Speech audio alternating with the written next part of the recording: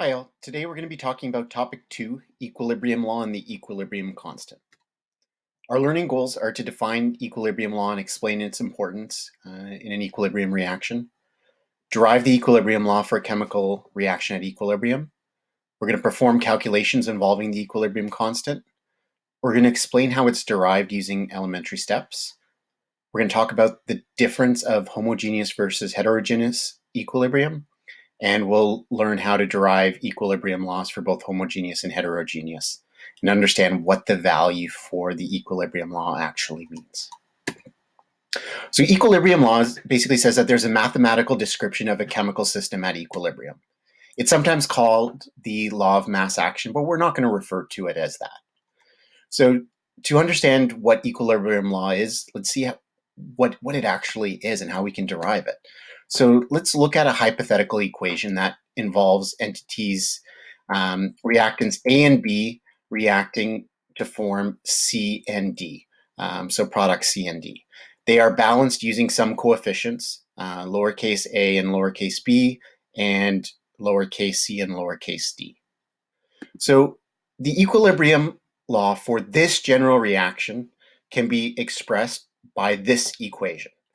Okay, where our equilibrium law, so our K, our equilibrium constant, so it's a capital K, is equal to our concentration of our products divided by the concentration of our reactants.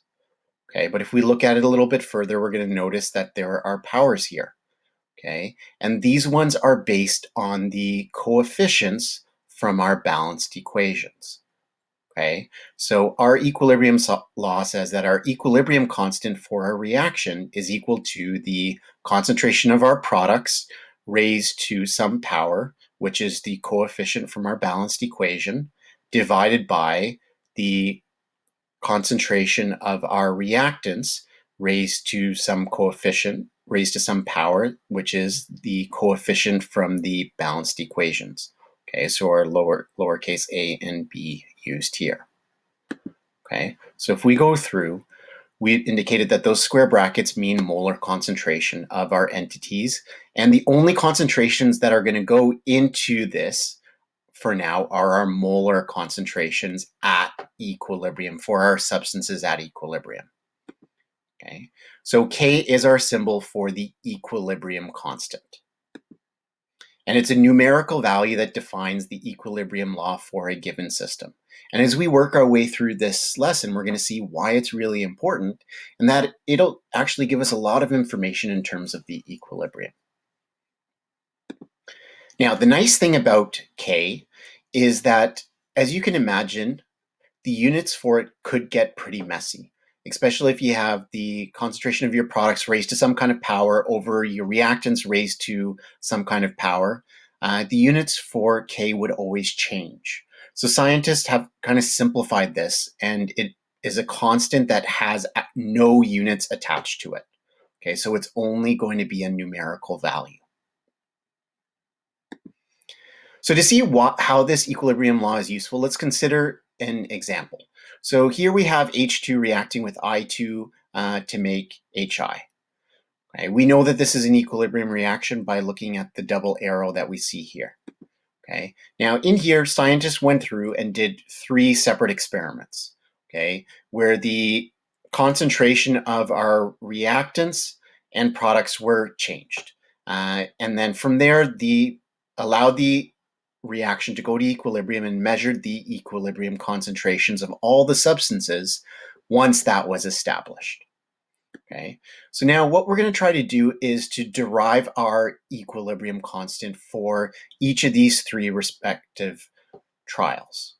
Okay, so as we're going through, we can go and say that our value for our equilibrium constant we know is products over reactants. So we can say it's going to be equal to the concentration of HI squared, okay, and that's because there's a coefficient of 2 in front of HI in our balanced equation, and it's going to be divided by H2 to the power of 1 and I times I2 to the power of 1.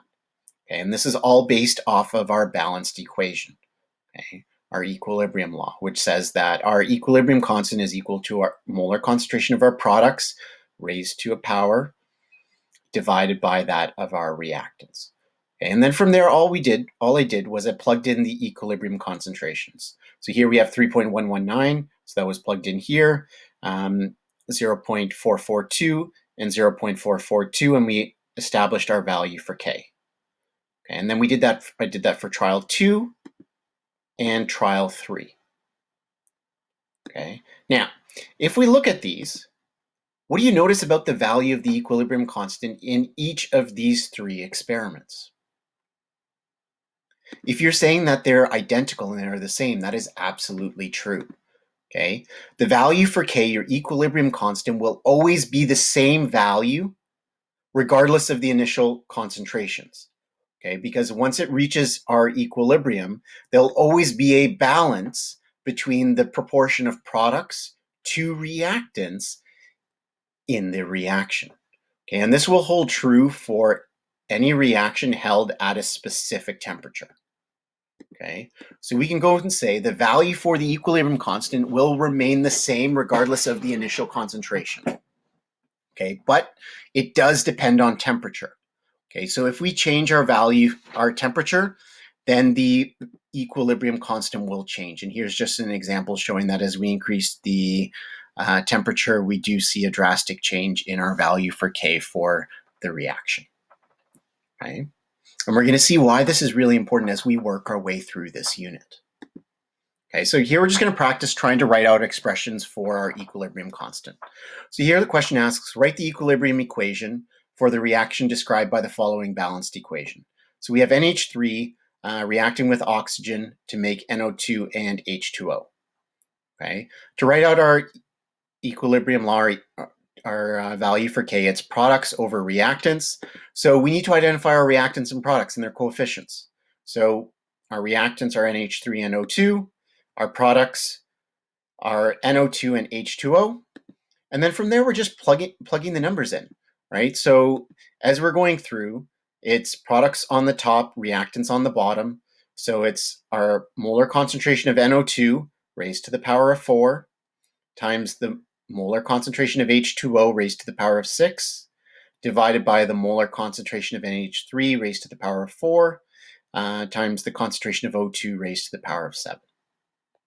All right, in here, this question is a little bit different. We're going to be comparing our values for sample problems 2 and 3. So see if you can take a moment, pause the video, read through the question, and give it a try to calculate our value for K. All right, going through in the question, we know we have a reaction between N2 and H2 to make NH3. This is a really important process and one we're going to talk quite a bit about. So in here, we're told that at equilibrium, the concentrations of N2, H2, and NH3 are these as specified. We're asked to calculate our equilibrium constant. Okay, so in here we know K is equal to products over reactants. So we have NH3 squared over N2 to the 1 and H2 cubed. We're plugging in our values. So our concentration for NH3 was 2 times 10 to the negative 4. So we're squaring that, dividing by 1.50 times 10 to the negative 5 to the 1 and 3.45 times 10 to the negative 1 cubed. And we end up getting 6.49 times 10 to the negative 2. Notice there are no units because there are no units for our value for K. Okay. Now, if we go through and we look at sample problem 3, now we're looking at the exact opposite of this process. And we're asked to calculate the equilibrium constant for the decomposition of this reaction using the exact same concentrations. Okay. From there, our value for our K is the same, but the opposite, where now we have our N2 and H2 on the top and NH3 on the bottom. And we're just plugging in our values and we get a value of 15.4. Okay. Now, in here, we can see that sample problems 2 and 3 are related. They're the exact opposite. In sample problem 2, NH3 is a product. Then in sample problem 3, it is a reactant. And we see the exact opposite with N2 and H2. So in here, what we can actually say is that these are reciprocals of each other. Okay, and we're going to see that is always going to be the case. If we're looking at the reverse reaction, our value for K will always be the reciprocal of that value. Okay, so if we go through and we look at that example, so if we look at the reaction here, and we wanted to try to find our equilibrium constant for sample problem 2. And we knew that the equilibrium constant for sample problem 3 is 15.4. If we do 1 divided by that number, we get 6.49 times 10 to the negative 2, which is the one that we originally calculated. Okay, so when we're going through and we're flipping a reaction, the value for K will always be the reciprocal. Okay, now we're going to talk a little bit about how this value was derived. Okay, so if we look at equilibrium, we know there are 2 processes that are going on. There's a forward process, forward reaction, and a reverse reaction, and they're happening at equal rates. So let's look at a hypothetical reversible reaction where we have A reacting with B to make C and D. Okay, we're going to assume that these are elementary steps. Okay, and we can say, okay, our forward reaction is A reacting with B to make C and D. Our reverse reaction is C and D yielding A plus B. Okay, since they're elementary steps, we can write out the reaction rates. Okay, so our forward reaction rate is equal to K times concentration of A to the 1 and B to the 1. Our reaction rate for the reverse reaction is going to be KR, so I'm just using that as reverse to distinguish, times the concentration of C to the 1 times D to the 1. Okay. As we're going through, we know that the rates are equal at equilibrium. So the rate of our forward reaction is equal to the rate of our reverse reaction. So we can set out the expressions that we had for rate to each other. So we can say K forward times A to the 1, B to the 1 is equal to K reverse times C to the 1 and D to the 1. If we rearrange this, we can find that we get, if we put KF over KR, that equals concentration of C times D divided by A times B. And that is equal to our equilibrium constant. Okay, so this mathematical relationship holds true for only elementary processes, but it gives you a little bit of an idea of where this value was derived. Okay, and this looks identical to the equilibrium law that we saw on the first few slides. Okay, if we look at homogeneous versus heterogeneous equilibrium, okay, if we think about the term homo and hetero, homo meaning the same, hetero meaning different. So a homogeneous equilibrium is one where the reactants are all in the same state of matter. Okay, and that's all that we've really discussed so far. A heterogeneous equilibrium is one where there are at least 2 different states. One is a gas and a solid or a liquid as we're going through. Now, when we're writing out our expression for our equilibrium constant, we really have to be conscious of the states. Okay, so as we're going through, let's say we had this reaction here where we have calcium carbonate yielding calcium oxide and CO2. This is a heterogeneous equilibrium because we have 2 different states. There's solid and a gas. Okay, if we apply equilibrium law, we would get this equation. So it's concentration of CO2 times CaO. The order at which they're written doesn't matter, over CaCO3. Okay, but we're going to find that the equilibrium position for heterogeneous equilibrium does not depend on the quantities of pure liquids or solids, okay, because they don't actually change. So they are actually going to be omitted from our expression for our equilibrium constant. So in this case, our equilibrium constant is only going to equal the concentration of CO2 because it's in the gas state. Okay, so we're only going to include things that are in the gas or aqueous state in our expression for K. So if pure solids or pure liquids are involved in a chemical equilibrium, their concentrations are not included in the equilibrium law for that reaction system. Okay. So we're just going to try a few general examples. So here PCl5 undergoes a reversible reaction to form PCl3 and Cl2, and we're asked to write an equilibrium law. We need to write out our equation first. So we have PCl5 yielding PCl3 and Cl2. As we're going through, we're only including things that are in the gas state. So our value for K is only going to equal Cl2 to the 1. We will not include PCl3 or PCl5 because PCl5 is a solid and PCl3 is a liquid. We look at sample problem 5. It says when deep blue copper sulfate pentahydrate, and you guys will remember this from your hydrate labs last year, is heated.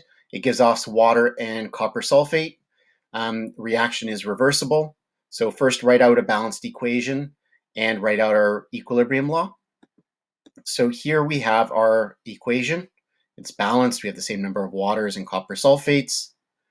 If we're looking at here, the only thing that's in the gas or aqueous state is water. So that will be the only one that's included in our value for K. So K is equal to the concentration of H2O to the 5. Now, last and most importantly, the magnitude of K. What does it tell us? We're going to see that it's going to tell us the position of the equilibrium. Okay, because it is products over reactants, if K is very big, it tells us that the equilibrium favors the products. So there'll be a significantly higher concentration of products at equilibrium. If it is equal to approximately 1, then their concentrations are very similar.